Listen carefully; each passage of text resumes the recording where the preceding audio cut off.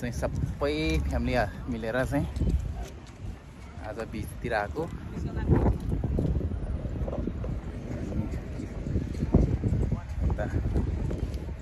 हाम्रो बाबालाई चाहिँ छाता निकाल्दैछ।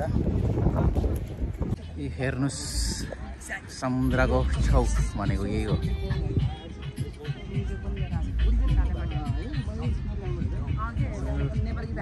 नाङ्गा नाङ्गै हिँडेछ तरुनीहरू।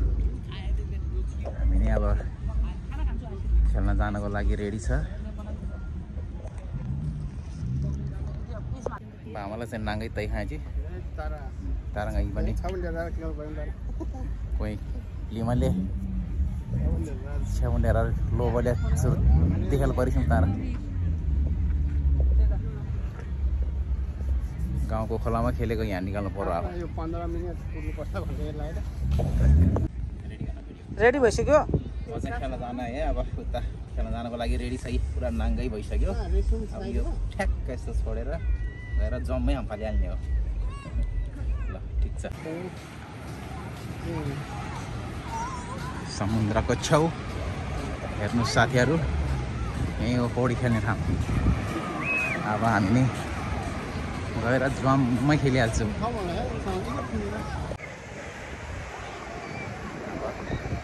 खेल्न जाने हो। हामी चाहिँ एकचोटि पौडी खेलेर आइसक्यो।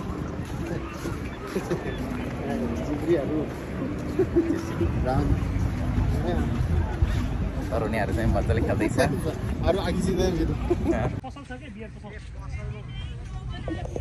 समुद्र है, समुद्रमा पौडी खेल्न आएको हामी चाहिँ। यिनीहरू मन्चाङ याङ हो।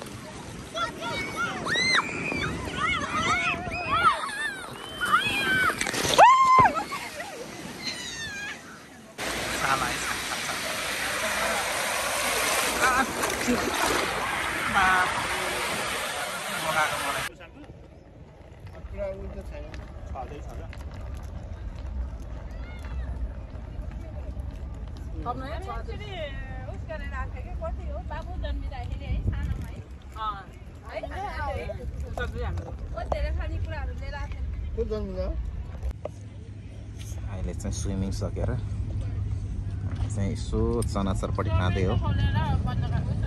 सबै मन्जाङ ग्याङ हो यो चाहिँ। अब चाहिँ अन्तिम भइसक्यो। साँझ परिसक्यो। पौडी खेल्दा खेल्दा त्यो अझै रमाइलो भइरहेछ। पछि हामी घर फर्किने हो।